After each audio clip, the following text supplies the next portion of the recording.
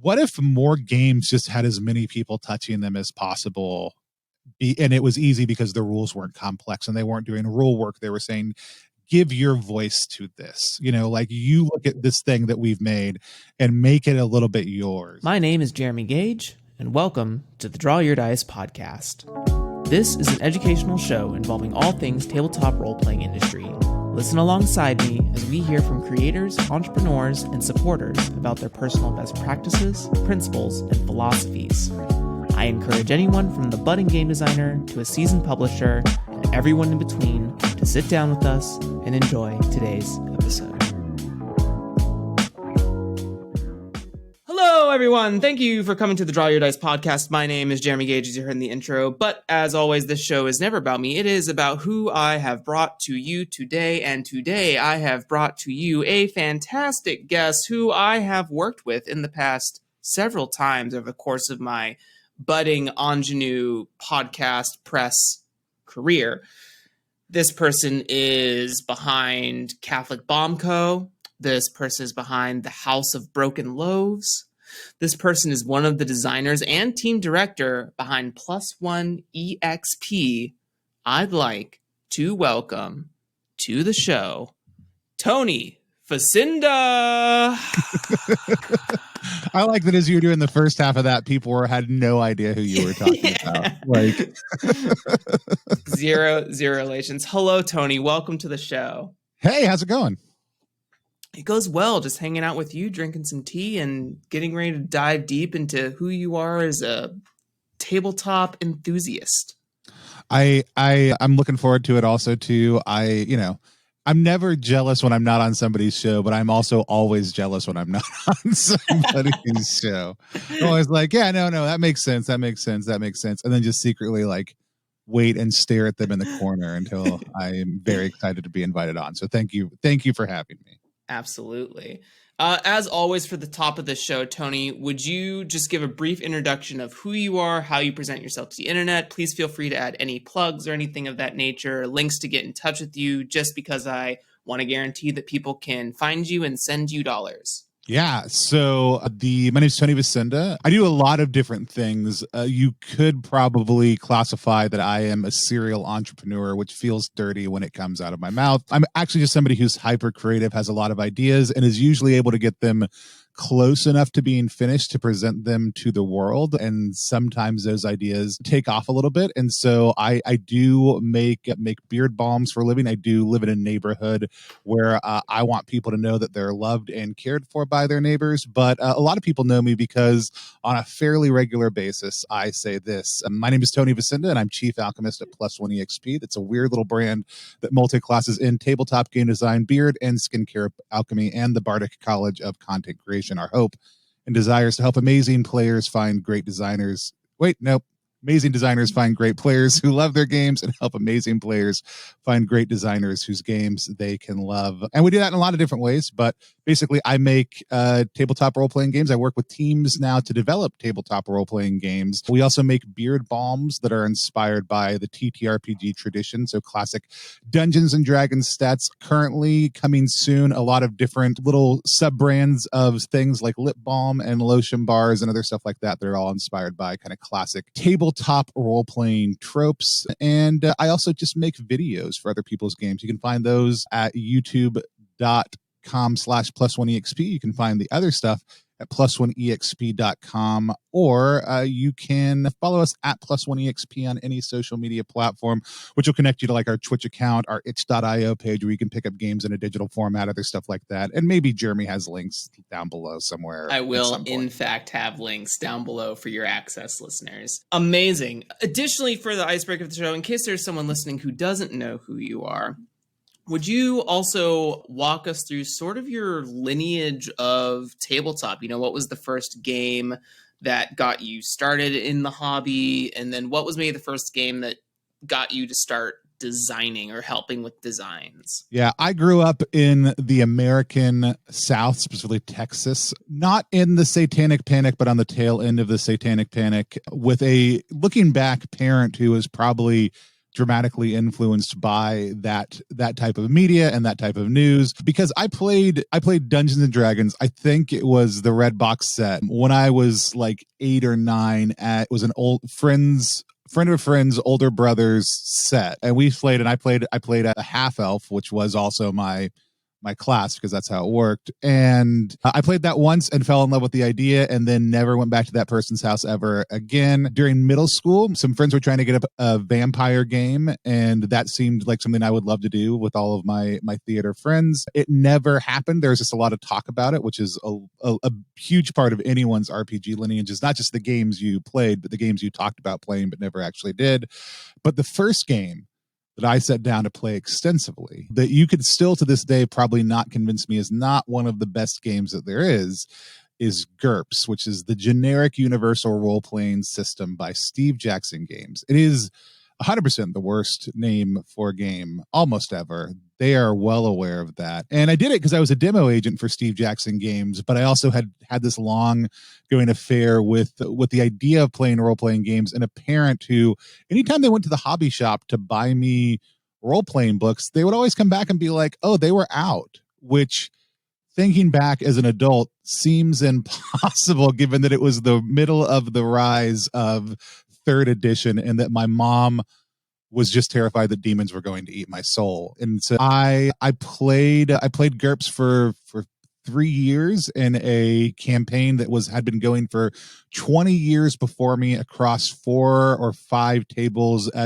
for most of that time. And it was a multiverse, like cross time, cross space setting, which is fairly normal for GURPS. And they had an amazing wiki that detailed a lot of what had been being played for about the 10 years I had jumped into. So just a ton of data to take in addition to everything GURPS is. And then after that, I played a lot of other games I would play whenever I got the chance. I ran my own GURPS session for about 1.5 years with some friends, did a lot of just indie one-shots for smaller systems, did a lot of board game nights, did a lot of other different pieces. And then, I started listening to Party of One, which is a great show. You should go check it out. Go listen to it right now. I started listening to One Shot on the One Shot Network, and our local game store had a great collection of indie RPGs.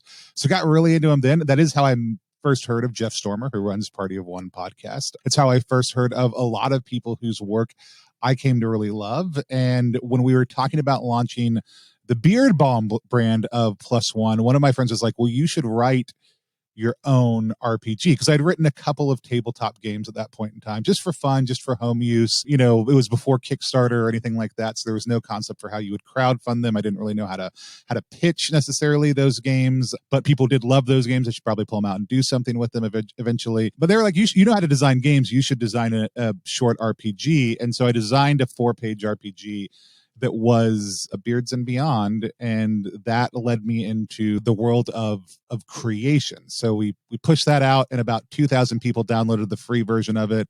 A couple hundred people gave us feedback on what worked and what didn't, and then we just didn't do anything with it for a couple of years until I decided to put it up on a Kickstarter and launch it. But the entire time, playing more and more small indie games. I've played Dungeons and Dragons a number of times since then. It's just never been. I loved the original D&D. I love second edition. There's tons of problematic stuff in there, but I love the way the narrative emerges in those games. I always enjoyed that, but never. It was before the OSR Renaissance had really happened, and so that wasn't really accessible. And fourth edition was fine. I think it's better than fifth edition, but I will play both of those games and enjoy both of those games when I play them with people who are enjoyable people to play with. That is, honestly, that's beautiful. You know what I'm saying? Especially Beards and Beyond. Like, I didn't know how, old the game is, right? Because it's ancient. It's an ancient game. It's not ancient. That I may, from what I said, the time skip may have sounded a little bit different. But it is, yeah. I think I came up with it. I'm trying to think of where exactly I was living at the time, because that's the easiest way to space things out. It would have been 2016, 2017, probably 2017 in the summer. And then we made it and just kind of put it out as a lead magnet to 100% capture emails to build an email list, which we were successful at. But then was like, I really enjoy the game, and it's a really fun concept, and it's an earnest RPG. Not like it's really hard for me to not not do something earnestly. Like it's Mhm. hard for me to not put significant emotional energy into making something a good version of what it is rather than just something I can market. My wife always is like, oh, you could sell you could sell anything to anyone. And I'm like, I really can't. I can't sell things I don't believe in or don't like. Like I am not the kind of person who has the capability to be like, buy this thing that is bad or you don't need or I don't think would be good for you. Right. And so like when I make things, I always think about them in the context of like, I want to make something that is easy for me to go to somebody and feel comfortable saying, I would love you to check this out. I would love you to take a look at this. And even then, marketing your own stuff, selling your own stuff is always the hardest thing to do. Like it's way easier to sell good things someone else has done than the stuff that you've made. Because it's so much easier to like evangelize someone else's like who changed your life or who changed your perceptions or your, it's like, oh wow, I didn't think that you could do that with a D20. This is ripping awesome.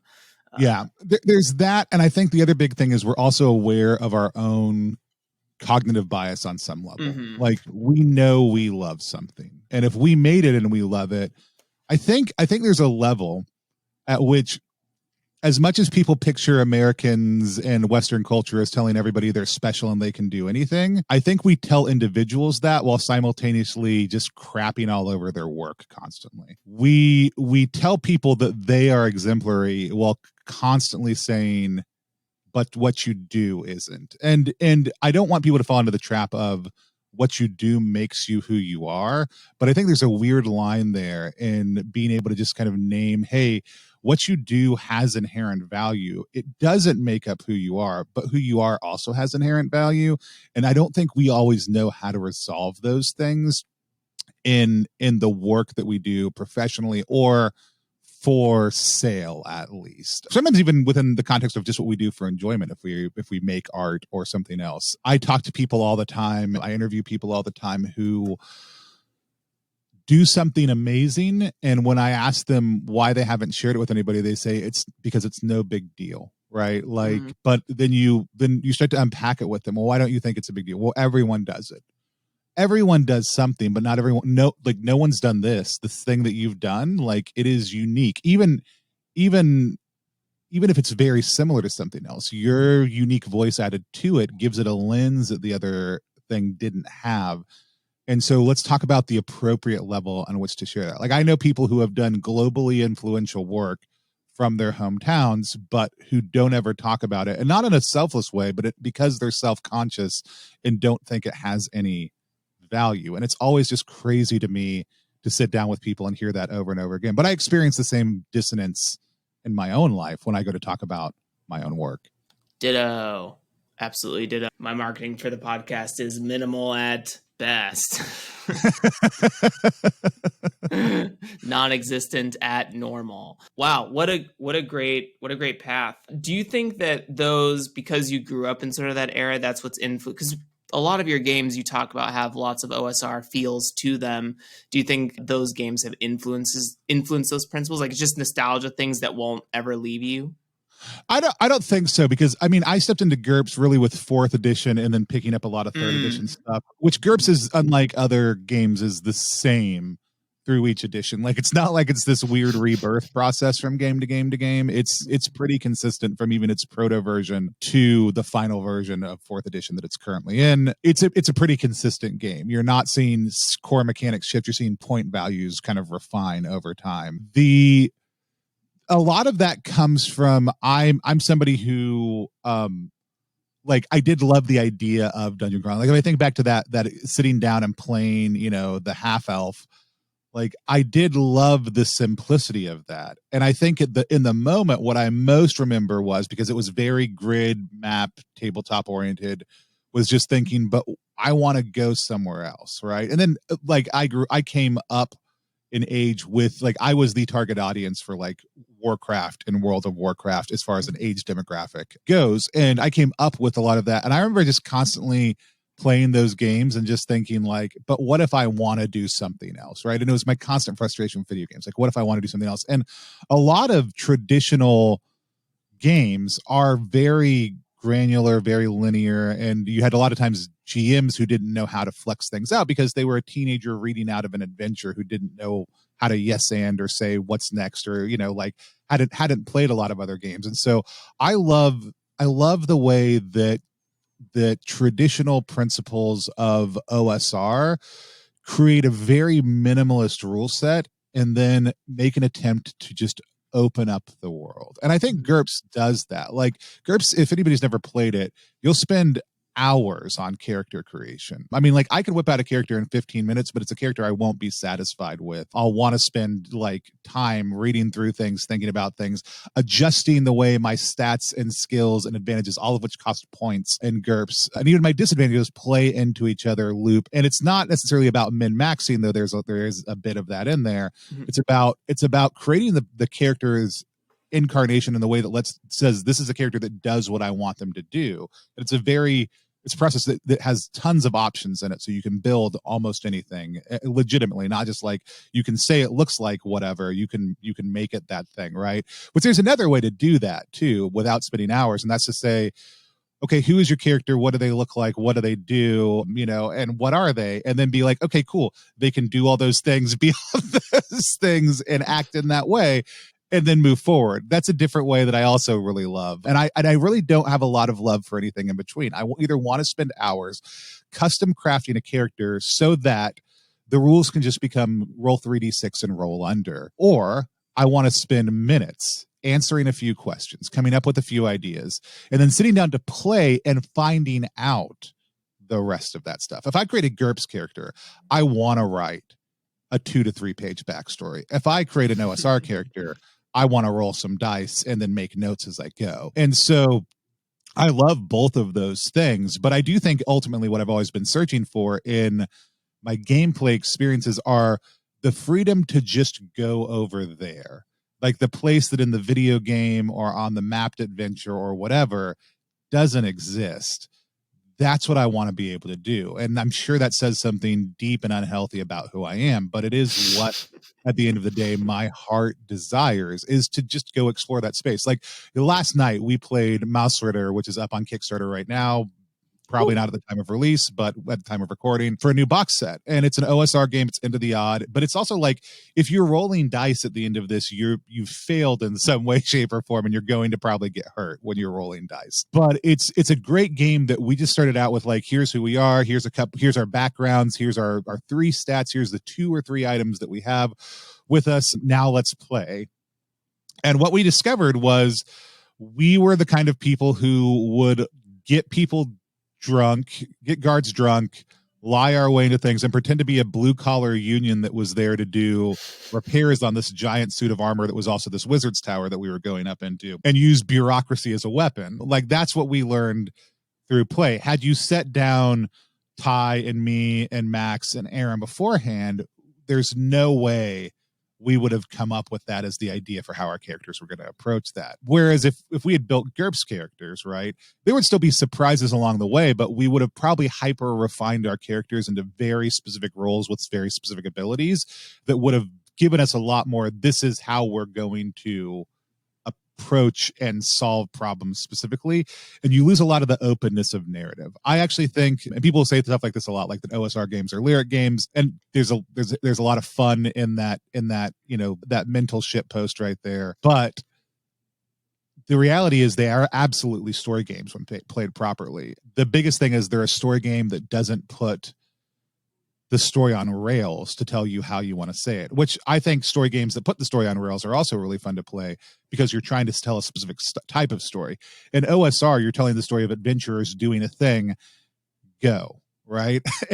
and that's it. And so how they do that, what they do that, the edge of the emergent narrative is far more broad, and I think you end up in really amazing and interesting places because of that. And as somebody who wasn't steeped in OSR, which some people would refer to as the OSR, who came on the tail end of Google Plus, though I did love Google Plus, and realized that community existed right before it died, I'm not as beholden to the idea of this is what the OSR is, so much as here's what OSR style of play and design can do in a design space. And I'm deeply in love with a lot of those ideas.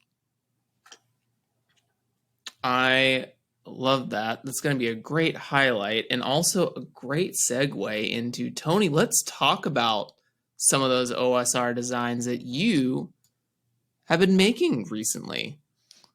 Sure. I have a couple different games that I've created, and I always say, though I'll probably have to shift this given some recent conversations, that most of my games are OSR inspired but indie designed. And then the question becomes immediately, okay, what does indie design mean? And but for me, I just mean independently, without funding, without anybody telling me here are the rules I have to meet up to, with the complete freedom that independent creation brings and all the burdens that it also creates, that I have created these games. So that's how I use that term, regardless of how anybody else uses that term. But it means that I won't necessarily always be beholden to every OSR principle. So like my first game, Beards and Beyond, once we updated it and put it into its final kind of zine form, which is, instead of being a 4-page, 2-page for GM, 2 pages for players RPG, it is a 52-page zine with some supplementary digital materials and tools. The game itself it's not an OSR system. You're not rolling D20s. It doesn't have high lethality, though death is an option. It's a very narrative game. However, I borrow a lot in the way that I think the game should be run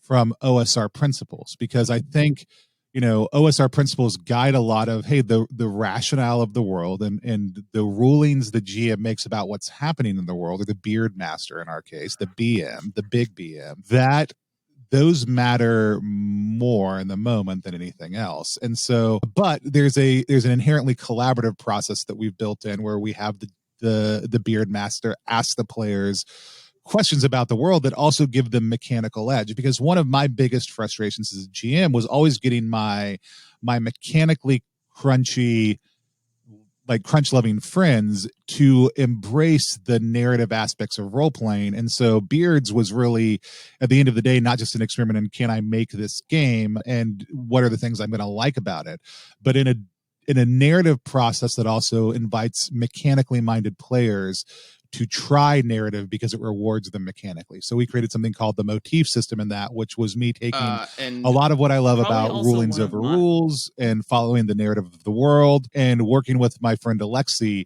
to try to codify that into a mechanical process. I think you've done a tremendous job in executing that, for sure. I guess the first thing I would like for you to do is, why don't you tell people, like, what is Beards and Beyond? Give a little intro of, like, let me grab the book and read the back of it. Because if I had to remember things.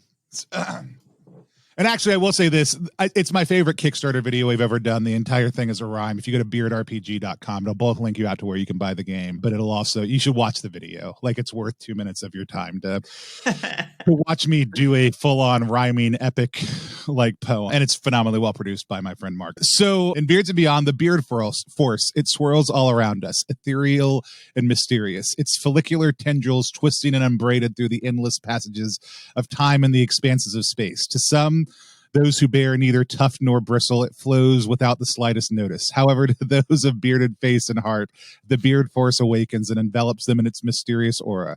And there it stays, quiet and dormant, until one day, when the force of evil conspires and there is a great need, then the beard force opens the gates between worlds, and it turns the chosen bearded few into that which they have always been inside.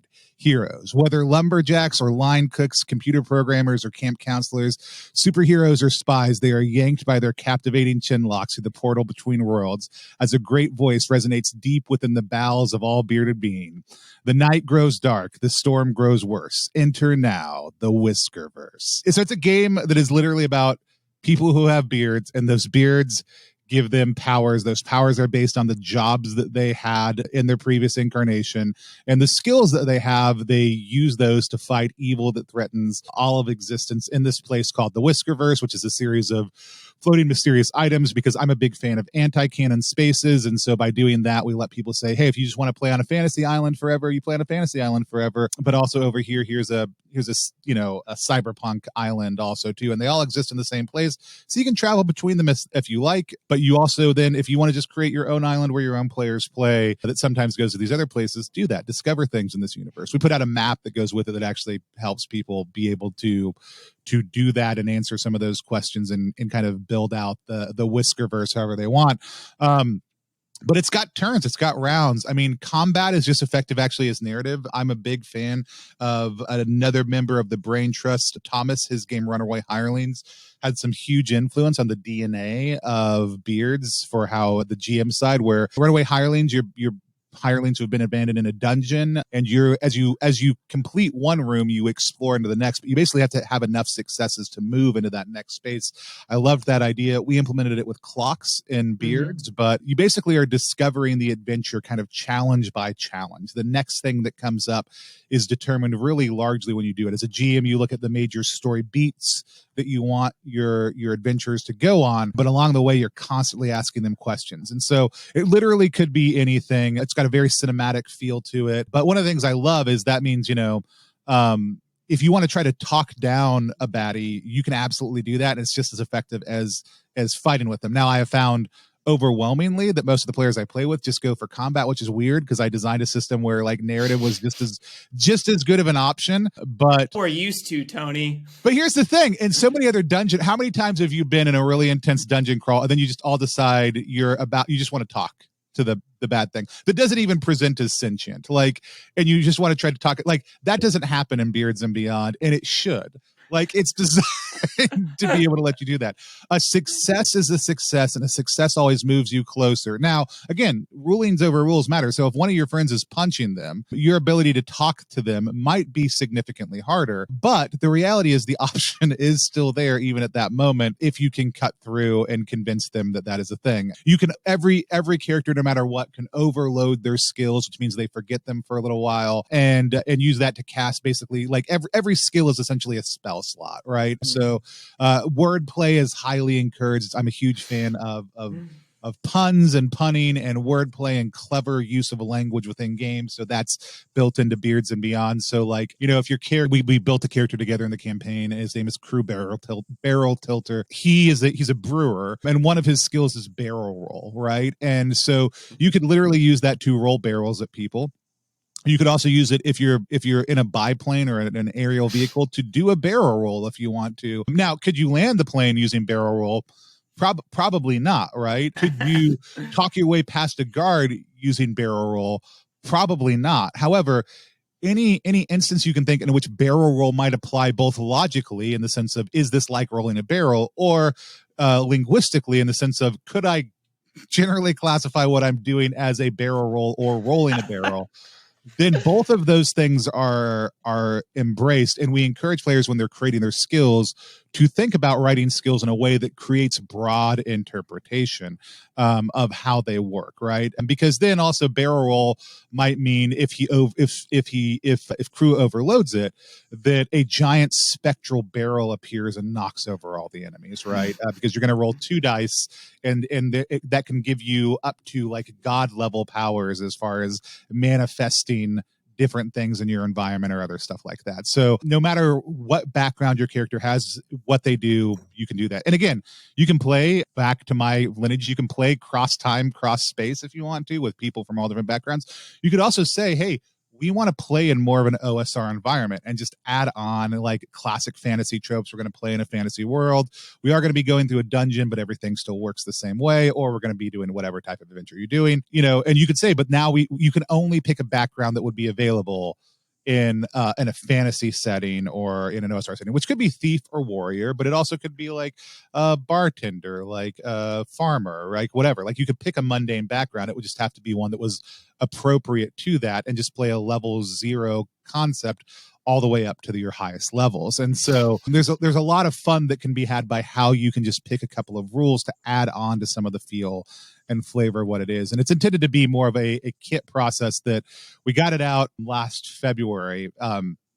and Jeremy knows this, but I've been working with Jeremy and a few other people on expanding some of the ideas around some of the specific regions of the book so that we can pop those out to people and then say, go and make stuff in the Beards and Beyond universe, or hack it and make your own game. We worked with Matt Sanders to create a phenomenal SRD that's not out yet, but will be soon. And some of the examples in that are like, what if you wanted to play kind of a Pride and Prejudice style setting, but where family lineage is the thing that gives you your power instead of beards? Or what if you wanted to play a swords and sail setting where either your swords or your ships were the things that granted you the power instead of the beard, and be able to take it in very different directions. So it'll have everything you need to basically hack Beards and Beyond, but it'll also have stuff if you want to make your own game where a single item represents power and access to a greater force is available.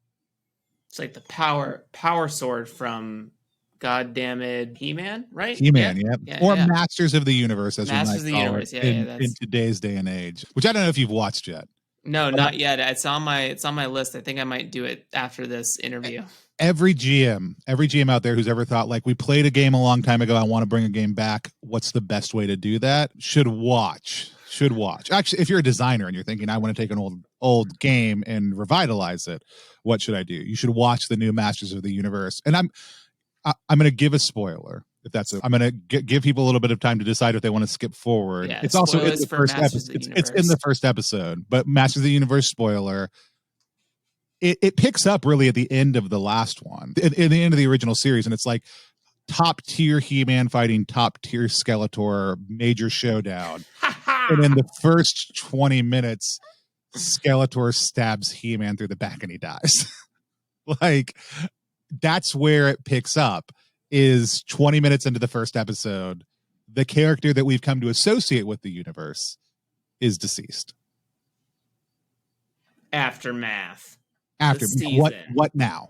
And so that way of opening things up and what they do with the world building and universe is tremendous. I find it interesting that, like, that is a really fascinating concept of, like, what is a setting without its character, right? Because sometimes the character is derived of the setting, or the setting is derived, like, they're mostly linked. Right. And I find that interesting that, like, what is Voltron without Voltron? I guess it's a little bit harder of a one, maybe. There's not as exactly. Well, but let's think about this very prominent example right now in RPG space. The best question would be, what does it mean to play an Avatar, the role-playing game, if one of you is not the Avatar? Right. Which I would say I would never want to play a game where one of us was the Avatar. That would be like, I know the concept of like all being equal, but it's one of the reasons why like the Chosen in Monsters of the Week is not a class I would typically encourage a player to play unless everybody was bought in. Yeah. On that, somebody being the central character, right? Mm-hmm. Because the reality is, the Avatar is the central character. If you do that, everybody else is supporting cast, and you may be powerful in your own right, and it may still be a super fun game to play, but only if everybody's bought in on it. And then again, what happens for 100 years while Aang is frozen in ice and you're playing with no Avatar, right? You're playing in the 100-year war kingdom time frame. And that's, I mean, I would encourage you, if you think the Avatar RPG looks great, to go back it. I would encourage you to use it to introduce new people to the hobby. And if you're like, I'm not interested in that noise at all, that's also totally okay, because they're doing great, and it's awesome to see. I love the folks over at Magpie, but at this point, they also don't need your money right now. So don't feel pressure to go out and hop on that train. But it is a really cool thing to explore. Hey, here's a game that really forces you to have a main character. What happens when none of you is that main character? And I love that. I love that idea. So other games, we have Repugnant, which we did in partnership with Terrible Games, which is the world's grossest RPG. It's a D2 system because I wanted something obnoxious. A lot of it's just inspired by John as a Killer art style. And he and I had played a couple of OSR games. And so it is probably the most OSR game we've ever played, but the system that you use for rolling and resolution is nothing like anything that you would ever find in the OSR. It's that you literally grab a handful of chits, which the system is called Covered in Chit, and you throw them on this hit sheet, this piece of paper, and where they land and what side they land on is basically like casting knuckle bones. Gives you a little bit of information about, or gives you information about how that roll resolved. And so that's been a really interesting process to dig into. It actually ended up being a way harder design process than I originally thought it was going to be, and I had to basically write a set of esoterica to go with the hit sheet in the world. and how they use it, and then in order to be able to remap it for the mechanics. That was a really interesting process, but it is a very trad game. Other than that, it's a very much a dungeon crawling. There's a lot of great narrative abilities, like for the item list, though we have a lot of item lists that give you the GM tools about stuff they could be finding. When the players roll for equipment, they don't get like a stop sign shield. They get something that can be used as a shield. They don't get a dirty diaper. They get something that can be something that stinks, right? Like when they roll, they just get a general classification. Like they've got 2 or 3 things that stink. They've got one thing that doesn't, and they've got their starting rubbish also too, because then narratively they can say, I'm going to pull out something that stinks. And the GM just goes, what is it? Right. And they tell them what the stinky thing is and how they're using it in this circumstance. And whenever you gross the GM out in the game, you get mechanical advantage also too. So again, it encourages you to say, all right, I'm going to think about this stinky thing I have and what it is and describe it in the most foul terms possible.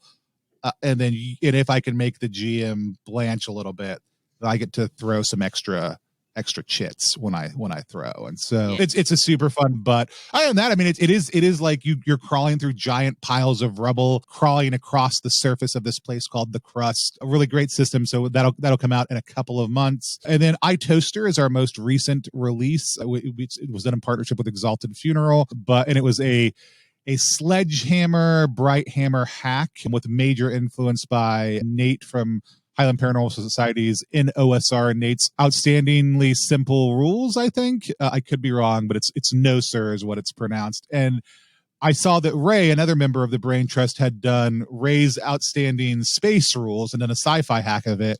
And when Ray released that, I just opened up a Google Doc and I wrote down TOSR, and I was like, okay, what would Tony's what would my thing be? And then I was like, that looks a lot like toaster, and so I put a second T in there, and toaster still wasn't spelled right, but it did phonetically say toaster at that point in time, TOSTR, and then it became Tony's something sentient toaster role-playing game. And I love Brave Little Toaster as a child, so I made a Brave Little Toaster inspired RPG where you can be small appliances in a big world in a dark space trying to deal with your emotional feelings about that. And it is the most OSR game I've ever made. The roll mechanics are still different. It's 2d6 roll under, but that actually is an OSR mechanic. That is Traveler. Traveler had a set.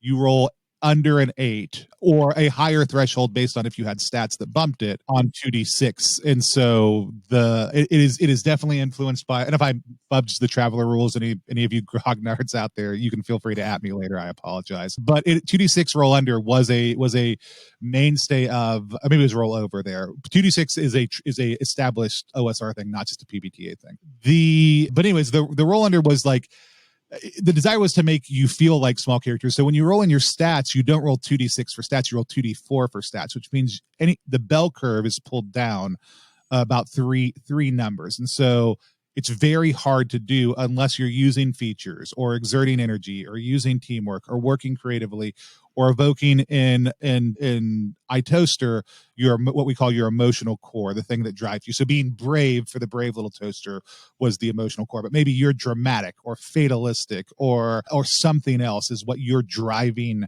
impulse is. And so whenever you embrace that to do good for your party, you can do that. But yeah, you're just playing as toasters actually, I don't know that anybody's played a toaster yet, but you're playing as appliances going on adventures. Madeline Ember, we got to work with her to make a phenomenal starter adventure in that. Really, really fun game. I also like character sheets that are very clean and precise and easy to navigate and read. Like I put more emphasis into my character sheets than probably any other part of the design process, because I think that's your number one player facing thing. And I want it to tell the players a little bit about what's most important in the game. And I think most rule sets are just about how do we cram as much information as possible onto this sheet, rather than here is the most important information. And so we've put it in a place that's easy to access, very, very obvious, right? And very easy for you to do. And the things that are less important for me tend to go closer to the middle of the sheet, with the things that are most important typically being at the top, but sometimes being at the bottom also too, because then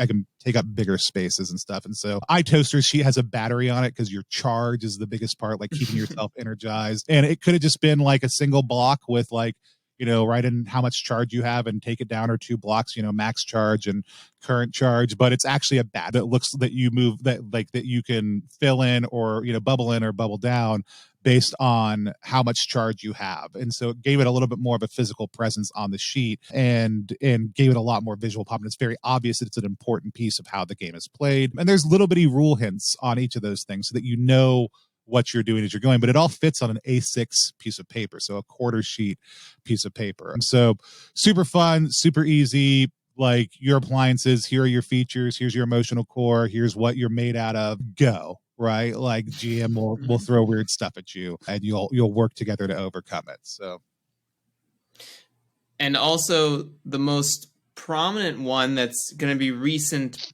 per this episode, Down We Go. You want to just talk about where that idea came from? That idea for Down We Go, which is what we've started just calling our house OSR system, came from a gentleman. Our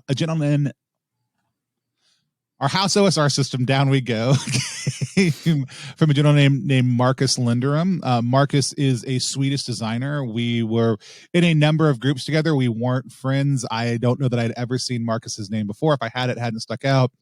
Marcus posted up a 1-page rule sheet that was also the character sheet for a system that he had created called Down We Go. And the concept was to take everything that Marcus had learned about the OSR and was thinking about the OSR, and it was a design challenge to try to fit all those concepts in that style of play onto one A5 or for people who aren't familiar with those terms, basically a half sheet of normal paper, right? And see if that was something that he could do. And he just posted it out as an image in the Minimalist RPG group over on Facebook. And I saw it and I was like, can we play this? I would love to play this. This looks super smart because, again, I love a lot of OSR concepts, but a good character sheet, you're going to get me every time with a good character sheet. People, put your character sheets on your Kickstarter pages. There are people like me who want to know what we're going to be playing on and what that looks like. Because for a lot of people, that is a huge thing. It's what I spend 80% of my time as a player looking at is the character sheet. And so, like, if you put it on your campaign and I know it's a good one, that immediately says, man, I want this. So when he buzzed it up, like, can we play it?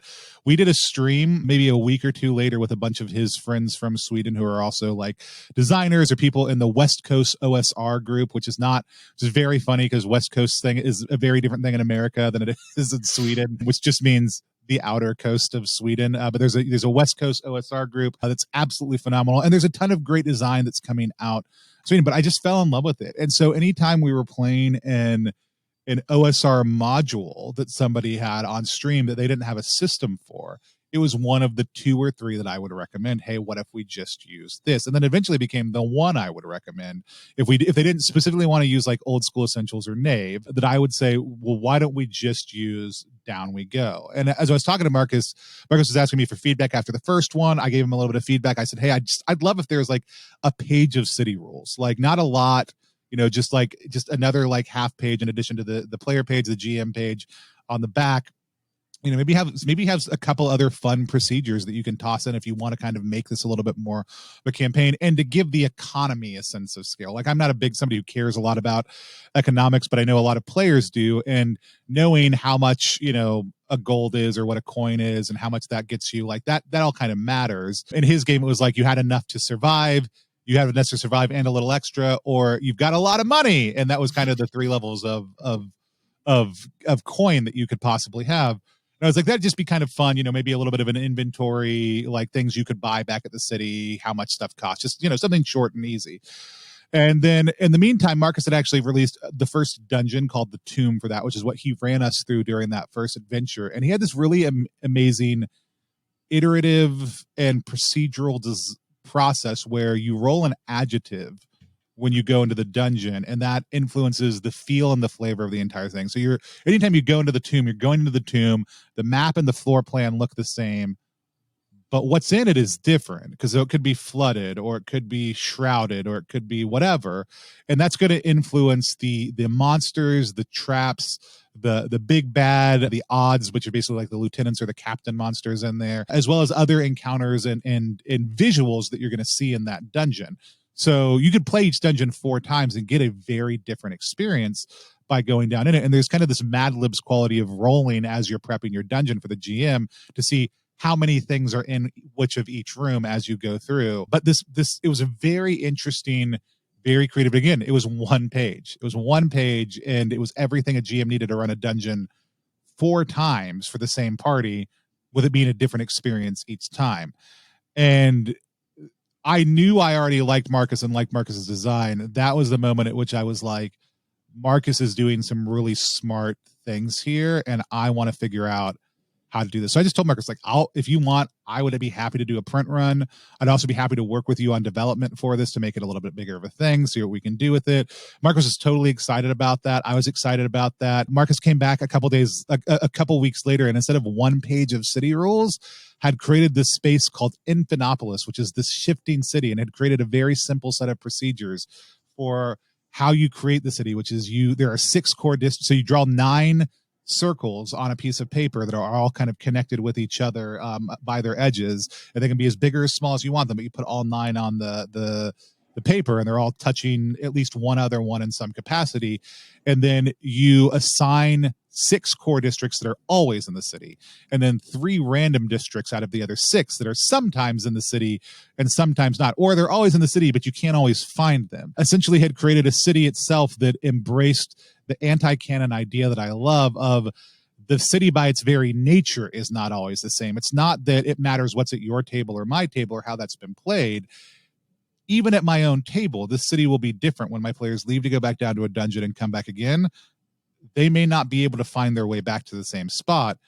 And that creates some really interesting dynamics in play. And each of those had their own kind of same thing as the dungeons, these sub-adjectives that then gave them flavor. So even if you could go back to, the noble district every single time or the bazaar every single time, it was different every single time. And that was such an interesting thing. And there's an invitation to the players to say, hey, tell me what it means for it to be the singing bazaar. Tell me what it means for it to be the lush pleasure dome. Like, those types of things that then you're taking notes and just building this out as you go, essentially created the ability for a GM with no prep other than a couple of rolls to run a campaign worth of content out of that. And so then the question became, okay, for me, because this is me as a marketer, because that's a lot of what I spend my time doing. This is so smart. I constantly use the term genius. I think it's genius, right? I think Marcus pulled together some absolutely amazing things into this really bright minimalist package. None of this stuff takes up a lot of space, and made it so that you could do so much. And I just wanted to see how big and how beautiful I could help Marcus make this project. And so we figured out who we wanted to do the art, which is Simone Tometa, who is amazing. And Simone, if I mispronounce your name all the time on these things, please at some point let me know. Who's an Italian artist. And then I was like, hey, we've got 3 creators working on 3 different continents. How many creators from how many different places could we get involved with this? So currently, for our core contributors, we have 11 different creators across 9 different countries, only 8 different countries and 4 continents who are currently contributing. With our stretch goals, it'll take it up to 5 and 13 different countries if we get all of our different contributors in. And I think we may be adding a couple more also too. So it's turned into this 1 page of rules, right? Which I for me in design, I tend to start with, let me make the character sheet, let me write down the core rules on 1 page, and that's what I want to start with. So starting with a 1-page game and then saying, what do we do with this, is 100% my jam, right? So like, it's now about a 48-page zine. It's not a full-page book. Now, that said, the core rules are still on the character sheet. They're still 1 page. Only 3 changes have been made to the core rules since the inception. All you have to give a player, all a player needs to know, is here's your character sheet. The rules are at the bottom. You assign 2 points into one of the 4 roles or into 2 of the different 4 roles, which we can talk about the mechanics in a second. And you're going to roll a d20 plus that roll in different circumstances in order to save. But the most important thing is just tell me what you're doing. Ask questions. Ask to see things. Ask to, talk about your character picking things up, and pick a name for them, and then put 10 things in their bag and let's go. Like, that's it. It's the same kind of simple process that I love, that I think makes OSR good. But the role system that Marcus created fuses things like skill and class and abilities all into one single concept, which is called role on the sheet. And there's 4 different roles: sneaky, mystical, holy, and bloodthirsty. But within that, you can make very customized character classes based on what you want to do and what level you're playing at, and all these other different things. And so again, it's this very simple, very elegant design that opens up a lot of replayability, a lot of player choice, a lot of narrative realities, and then encourages people to go in and say play. And then, but also includes things like high lethality. The original game, there was no way to up your HP, period. I didn't like that. Other people didn't like it. We didn't even kill in a lot of characters. It just was hard for there to be no HP advancement. And so that's one of the few changes that have been made. Now every third level, you get 1 additional HP, which is not a lot of advancement, but is something. And it means that after you've maxed out a character, you've increased your health to some degree, right? So,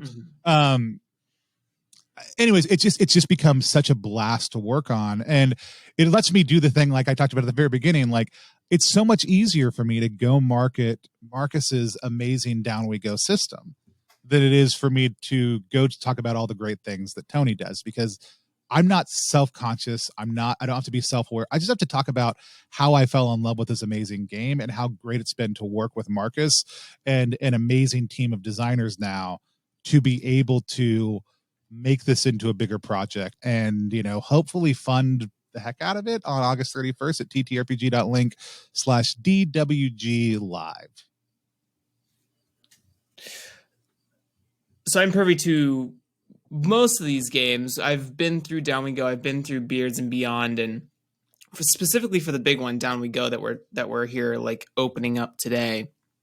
I agree. I think the sort of replayability design of fill in the Mad Libs, all these like procedural tables, all these like flavoring components for anyone who doesn't have the game but should go get the game, should go like at least check it out as a case study would be really cool. I think there's a lot to learn here and like how to condense so many affordances into really seeing like what is necessary to make what do I want to say?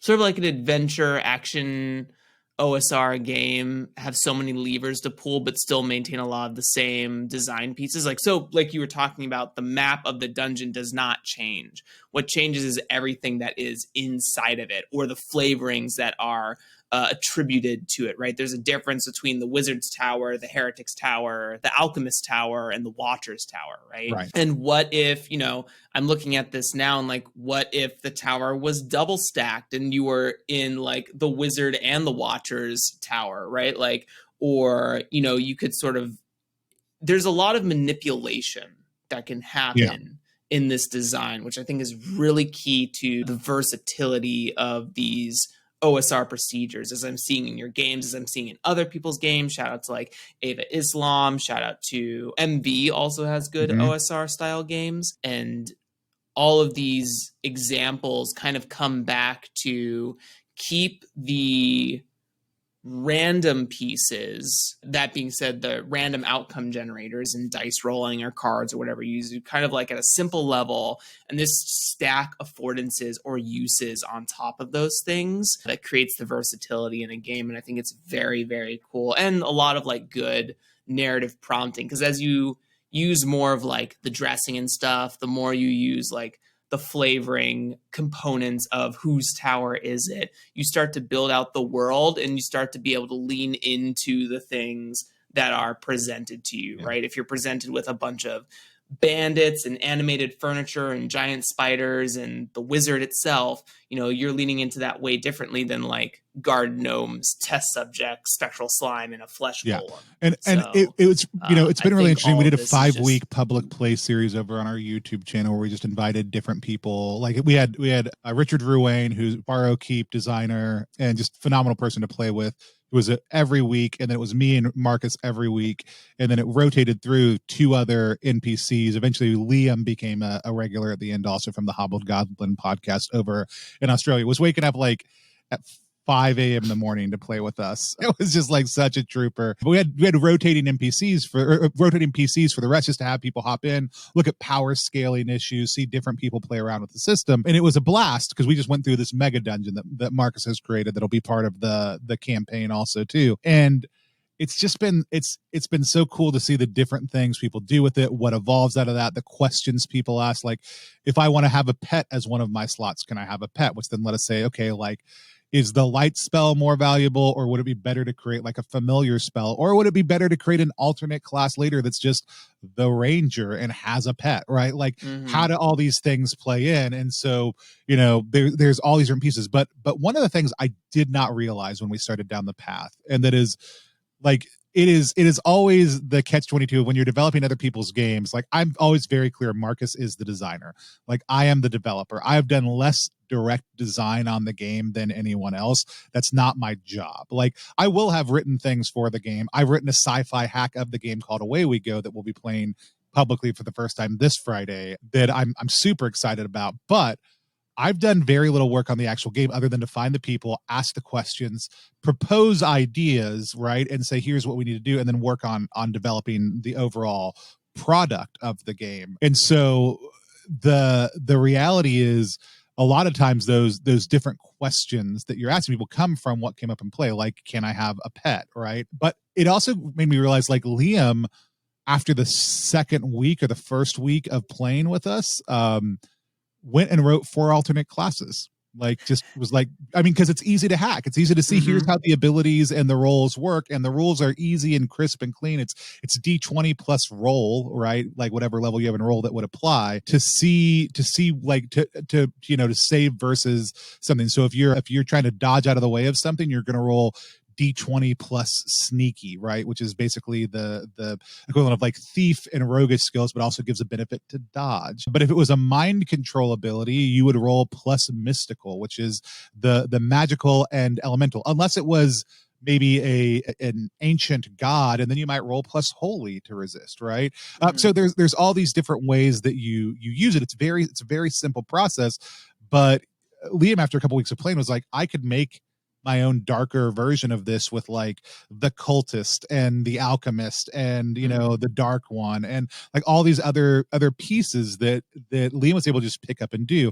And that's been what people were excited about in a lot of ways, but it's also what's made me so excited as I realized that. You know, Walton Wood, who's going to be coming on for editing, he runs Ex Libris for Morksborg, which is this huge online thing. I think he was one of the first people to notice it, and it was really cool to see like him grab onto. Other people are going to make a lot of stuff out of this. Like, I realized how easy it was to hack, but I didn't realize that this is a game that we're going to see a lot of hacks of, because like you were saying, like if you don't like the dungeon as written, all the things you need to know how to design a dungeon are included in the 1 page of dungeon. Yep.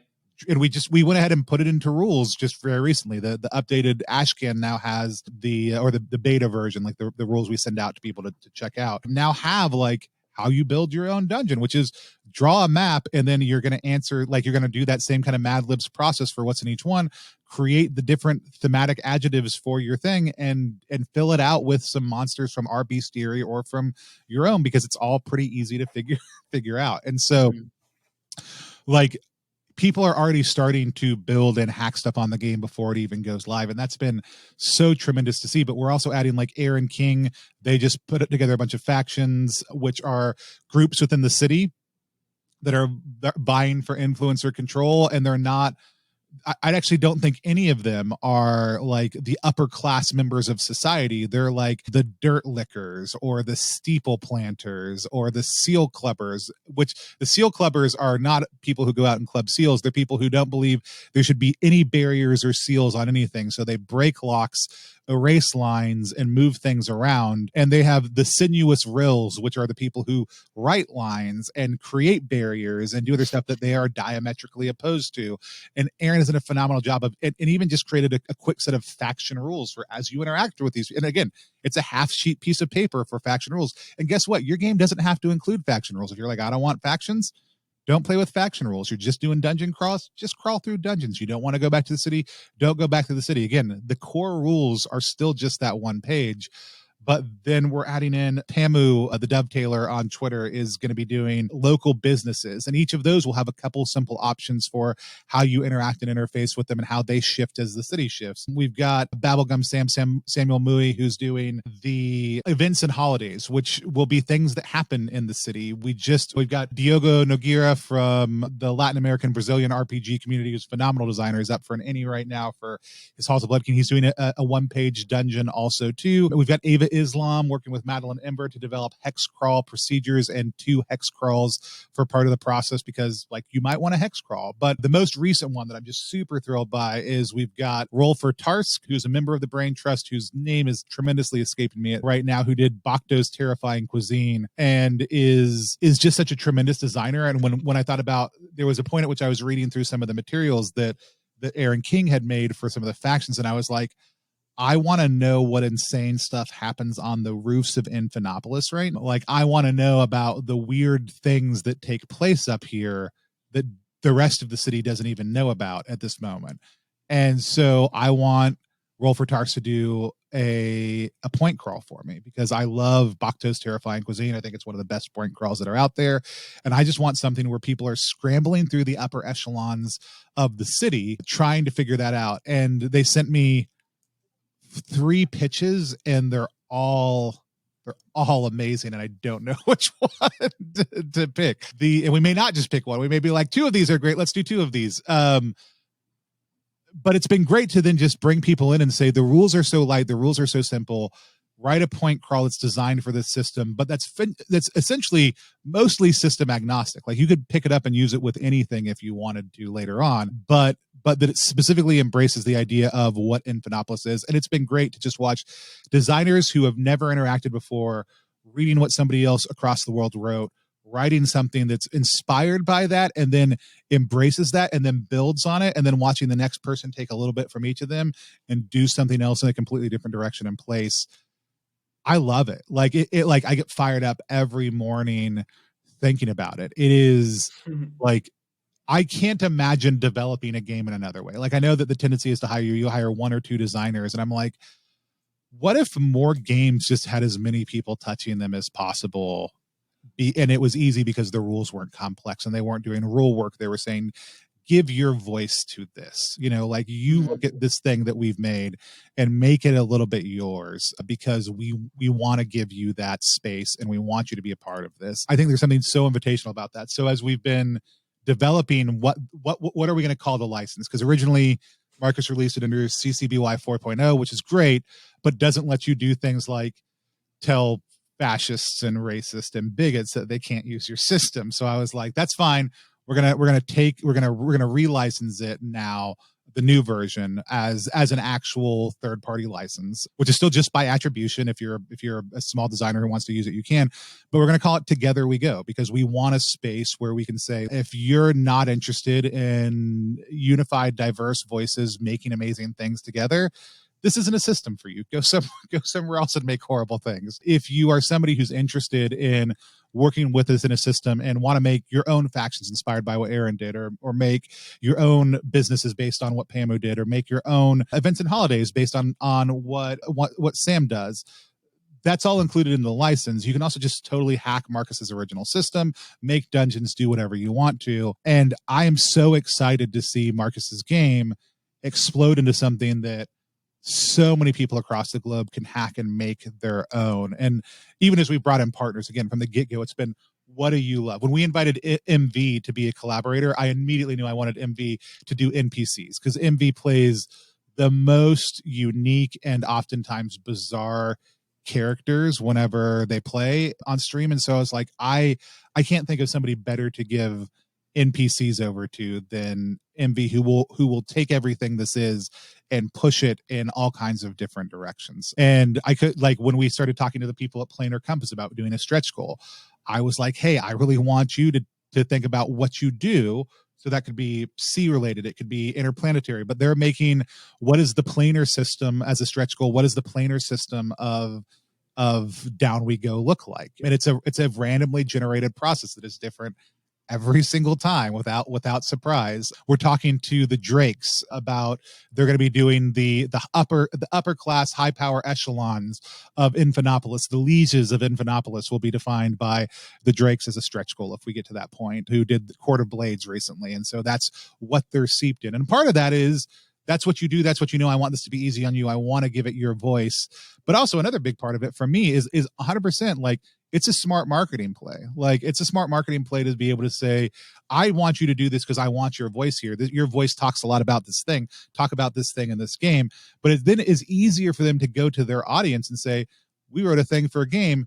It's got our voice in it. It's not something we just did because somebody else had something they wanted us to do in a certain way. And so if you like our stuff, you might like this. Right. And so we really wanted to create the space that was smart, but that was also very unitive and very much about how we are inviting others in to uplift everybody in that process.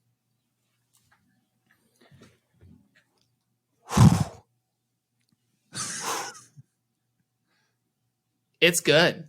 I mean, it takes a lot of the concepts I'm fond of, like modular games, in terms of like being able to add in or take away rules as you see fit outside of the base, or maybe even some cases replace the base system. But, you know, as you were talking, I'm really surprised no one has thought of role dungeons. That's what I thought of. Like, oh, if I create something, I'd probably do like a dungeon that can level up and just use all 4 of the adjectives, but each one's a different floor.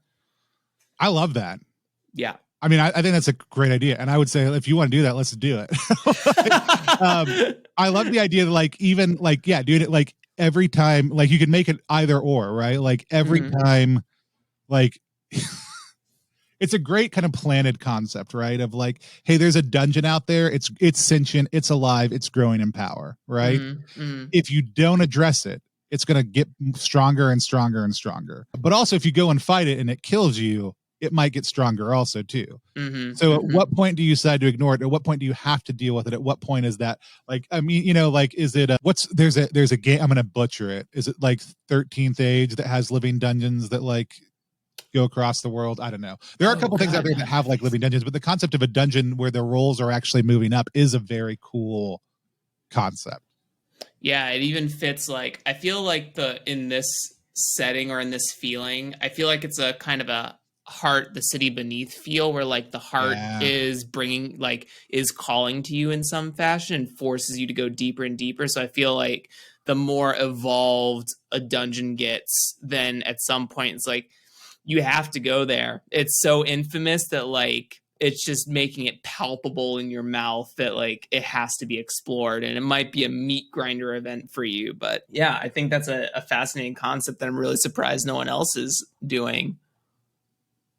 I mean, there you go, Jamie. That's what you're going to do. You just got to hop out there and make it happen. Let someone steal it. It's fine. Like, yeah, absolutely. Whichever happens first. I can't create every dungeon concept. So right. Wow. No, I love what Down We Go, Together We Go really is creating here. Cause I think I've been thinking a lot recently about like cooperative initiatives, like making, I think, what are they? I might be pronouncing this wrong, but San Janeiro, the San Janeiro co-op, like what they do for the zine every quarter or however often they produce that. Like, I would love to see more and more and more projects take on that formation instead of like having a attributed main brand body that's producing that stuff, and just sort of like really going in on the revenue share on a passive like equity level that could be really cool for everyone and support. Like, it's one of those things where like if there are enough of those cooperatives out there and you're touching so many of them, like if I work on 20 different cooperative passive income sort of things, like I'm now starting to accrue maybe like, I don't know, $100 every month or something like that. I don't know. Like, it depends on how successful any of them are. Yeah. And how successful and saturated. Yeah. But I think that, I don't know, it's just really fascinating. And I think it can really change the scope of, at least of recent discourse of like cents per word and what do you pay freelancers and how do you budget for those things? But like, what if you just didn't budget? What if you just got all these people together, layout designers, graphic designers, artists who just really fell in love with a pitch and like, yes, I would love to work on this for like and just have maybe like a project lead who kind of like wrangles all those cats together. Right. But it's basically what you're essentially doing is acting as project lead for this. And and I've realized I really like this is, it's one of those things you constantly move around. You kind of try to figure out like, what is my unique contribution to the space that I'm in? And I think at default, we're like, okay, RPG space, what are default things you could be? You could be a layout person. You could be a graphic designer or an artist. You could be a writer. You could be a lot of other things. We don't oftentimes think about like development and marketing as those roles. Like, what does it mean to build a team, to put something together? But if you look at what bigger companies that we're oftentimes envious of are doing, they're using their money to leverage a lot of that. There's like, I'm just going to go out and hire the 5 to 10 people that I want to hire to work on this project, and then we've got the money to dump into marketing. So they don't have to necessarily be savvy about it, but they are building things in a more developmental mindset, which the average indie creator isn't doing, because we feel, I think, locked in our roles a lot of the time. Is like, oh, that's not a thing that I know how to do. But it starts with just, okay, I've got 5 friends. Yeah.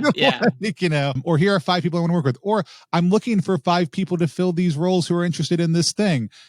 Let's get together and have some conversations and figure out who might want to do what. Please let me know in advance what you are, so we don't end up with a room of 5, artists, but no writers or anything else. They'll make a cool art zine at that point in time. Who cares? Like, like there's so much that I would love to see more of come out in that space. And because I'm not good at a lot of the detail-oriented stuff, I oftentimes think I'm not a good project manager.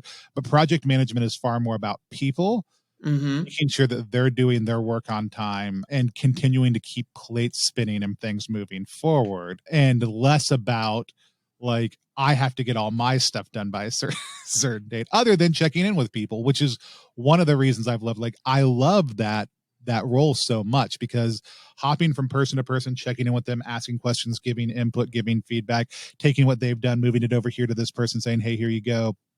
Here's the next step. Like, what do you need? How do I help you? What can we do?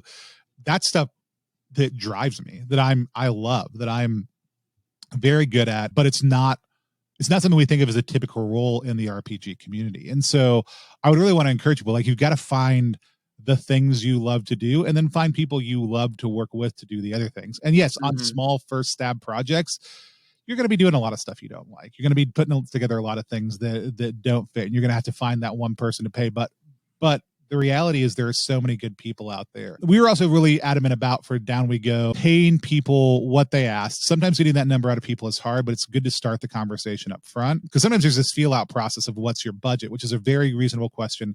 Every freelance person should start with that question, but they should also realize lots of times the answer is, I don't know. So like, if it's something I wasn't planning on doing, I don't have a budget, go ahead and just tell me your number. Or I can tell you some other numbers that we're using and use that as a guideline. But a lot of people are willing to be paid after a Kickstarter funds. A lot of people are willing to be part up front, part afterwards, to be part of a co-op where they're just going to get a dividend out of whatever it makes. Like, a lot of people are willing to do those types of things, but you have to have those conversations up front. If you go to Kickstarter or go to GameFound or go wherever, and there's all of a sudden $100,000 on the table, those conversations are a lot more fraught than they are if there's $1,000 on the table. Or I would say, in the best situation, when there's no money on the table, and figuring out what things are going to look like in advance, which at that point, everything is equal, is a great option. This person's getting paid this person's getting paid this person's getting paid this, with bumps at this, and this. That's also great.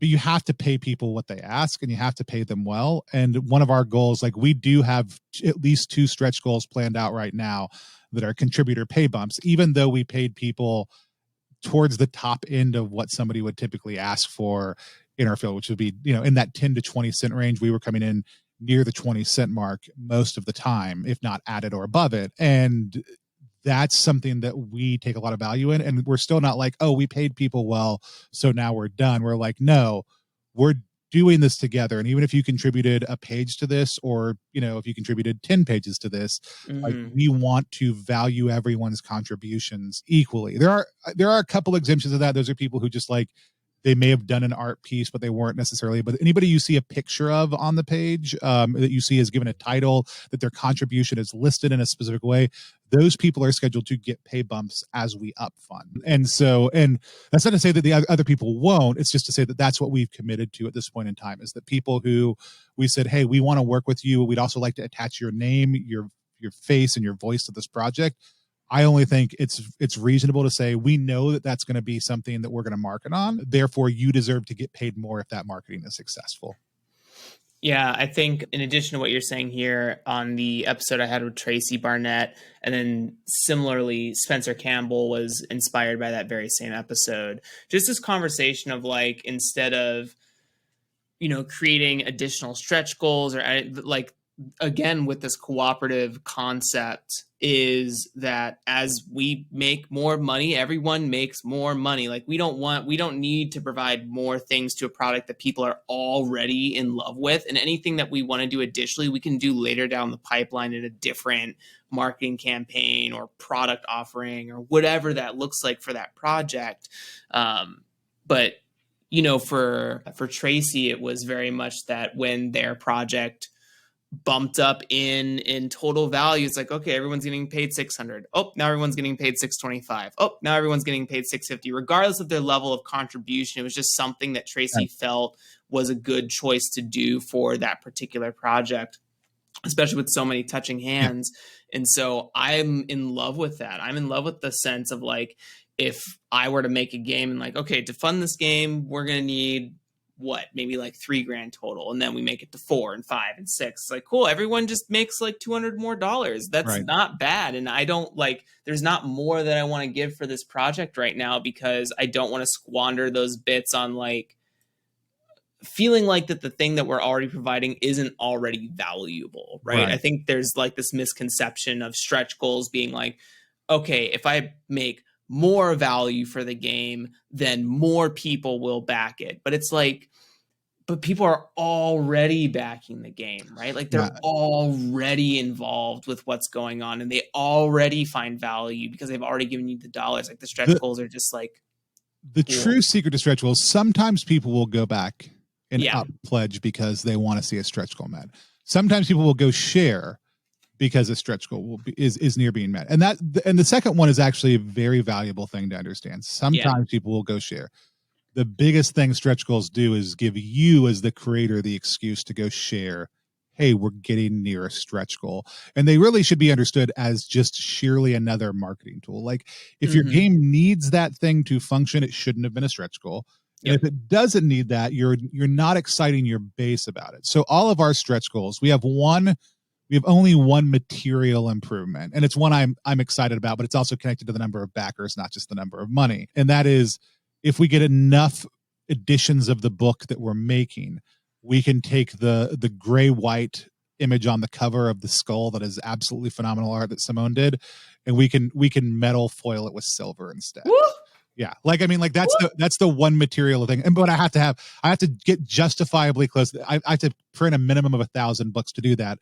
We've got a hardback and a softback option, which I don't know if I can combine. I'm working with our printer on that right now because it's the same size. I think we should be good to go, even if it's two different binding styles. But I've got to hear back from them on that's a number of backers level, right? They've got 1,000 print minimum for that. I don't need 1,000 backers to do that, but I need to be able to buy 1,000 copies of the book overall in order to do that. And that's a different price point. And so that's where we're kind of looking at. That's the only material one. Every other one, we're hiring somebody else to pay them to make great things, right? That's every stretch goal we have is connected to that. And not all of them will go in the book. Like, by and large, the book will be the size it is from the beginning to end. What it'll do is get more content out for that. Some of them will come out as pamphlet adventures. Those ones will be higher level stretch goals because they have a material cost and a pay in the person cost. We've got a cool procedurally generated hex maps stretch goal very high up it'll be a 11 by 17 map that you can put out that'll have Infinitopolis in the city and then a bunch of empty hexes and then some things that you can generate to go in those hexes. But then also as your party is exploring different ruins, you can say, here's where the tomb is on the map, here's where the tower is on the map. You can create your own version of the lands around Infinitopolis, and we'll do that at a higher stretch goal. And it'll basically be a build your own hex crawl option. And Madeline Ember, who's working with Ava to do the hex crawl things, is doing the art for both of the hex crawls that'll be in the book, as well as for the hex crawl map that we'll do really big. And then we'll have another one to add sticker packs to that, where you'll have a couple stickers you can pop down to make major kind of event spaces on the map, and then fill in the rest yourself. So those are the only real material things we're adding, and mostly because they came up later in the process. They weren't in the original budget for it. I could just raise this funding goal at this point in time, but they really are stretch goal worthy of we're going to give you another thing. We like it. And it's the kind of thing where if the basic funding was successful, I would come back 6 months to a year from now and go, all right, we're going to fund again, but we're going to fund for all this extra stuff that we want. Other cool stuff, we've got Loot the Body, who does Dungeon Synth, who's doing a soundtrack for Infinitopolis. It'll be available digitally or on a cassette tape. A lot of cool people in the scene who are doing a lot of really amazing work. I'm trying to make sure I have not forgotten anybody. We had an art piece by Johan Noir, Morkborg, Evelyn Moreau also did an art piece for us for our bestiary. Just an absolutely amazing full crew of it. Johnny Icerina, who's done layout on all my books and does all of our graphic design, is helping me build the campaign and doing layout for all that also. And so just killer team that I couldn't be more thrilled with. We will have actual plays going the entire time. You can check out all the stuff over at ttrpg.link/DWG live. Again, if you want to see it wherever it's at in the process. We're also in the biggest risk we're taking in the entire process is putting it on GameFound and not Kickstarter. Worst case scenario, Worst case scenario is we just barely fund, in all honesty, at that point in time, because it means we probably could have done better on Kickstarter. Ideal scenario is we still just blow through everything because our own in-house marketing is good enough, and the support we get from GameFound, which does provide a lot of support, is good, but it doesn't have the same user base as Kickstarter does. And so it's not a known quantity. I have to kind of explain what GameFound is as I'm going with people, but it's a crowdfunding site just for tabletop games, both role-played and board. We're actually only the third RPG product that will be going live on it. The first was Vast Grim. The second is Adam Vass's of World Champ Game Co.'s Cyber Metal 2012. And then Down We Go will be the third one right before the closed beta ends, and they open it up for other people. There's some really cool stuff happening on GameFound. There's a lot of support they're going to be able to add it. The marketing potential is better because it basically lets you create, instead of a page that has one image and a 2-sentence description, you basically are able to build a little bit of a sales funnel for your game. So you can explain more about it. Like ours is 50% of our Kickstarter page is what's up right now on draft. So here's what it is. Here's a little bit of thematic stuff. Here's some of the details about the contributors and what's going to be in the game. And then we'll add in basically just the pledge levels, the add-ons, and the stretch goals when we go to the final version that's going to be live. And then that'll immediately switch over to GameFound being our pledge manager right after the fact. So it's all integrated into one system. And if you click follow, it lets us let you know when things are going to go live. It lets us let you know when the campaign's almost done. It lets us keep you up to date on that. But we can choose whether we communicate to everybody who's clicked follow or just people who have already backed, as well as a couple other segments within that. And so it's a lot better if you haven't started building an email list as a creator, or a substantial one, to be able to say, hey, if I put it on GameFound, I'll be able to communicate with people via email through their system. You won't get those emails, but you will be able to communicate with people via that. So there's some really great quality of life stuff that GameFound's doing that I really, really like. But it's a new company in the crowdfunding sphere, so that's going to be a question about how that plays out. Amazing. I know that we had some topics that we want to get to, but we're at the 90-minute mark here, so we're probably going to have to do a part 2 for you, Tony. I refuse. No, I'm just kidding. I would love to come back anytime. Invites you to the party, doesn't want to stay. All right. Cool. I always want the juice. I always want all the juice I can get. Hashtag Juice Nation. Hashtag Juice Nation. So. It's been a while. Tony, thank you so much for being here. All of the links and information about Down We Go will be down below in the show notes for anyone who catches on this episode. Per the recording of this, it should be out during the marketing campaign, and if it's not, I'm a butthole, but that shouldn't happen. Tony, thank you so much for being here. Would you once again please give your plug spiel and everything like that in case someone made it to the end here and needs a reminder of who you are? Yeah, my name is Tony Vasinda. In addition to all the other things I do, I'm Chief Alchemist at Plus One Exp, which is a weird little brand that multi-classes in tabletop game design, beard and skincare alchemy, and the Bardic College of Content Creation are our main hope and desire is that amazing designers find great players who love their games, and that great players find amazing designers whose games they can love.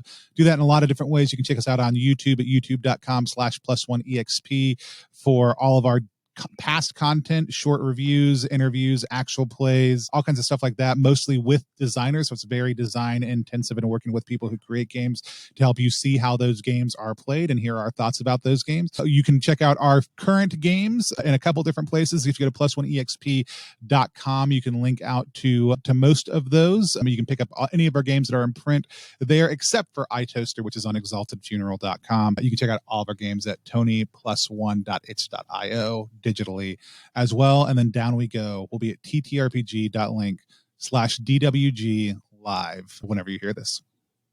Woo! Thank you, everyone, for sitting down and hanging out and listening to Tony alongside me. I have learned a lot, and there's a lot peeking my brain right now. So I hope you enjoyed the show. I enjoyed the show, and we will see you next time, or you will hear us next time. This is an audio medium. Say bye to the people, Tony. Bye to the people.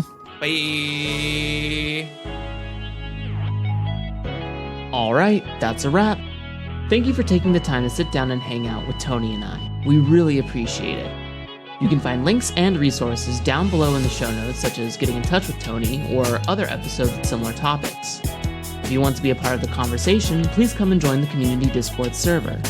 Also, make sure to subscribe to the Draw Your Dice Patreon, where you can get access to early releases of episodes from as soon as we interview. Thanks again for stopping by, and as always, I will catch you next time.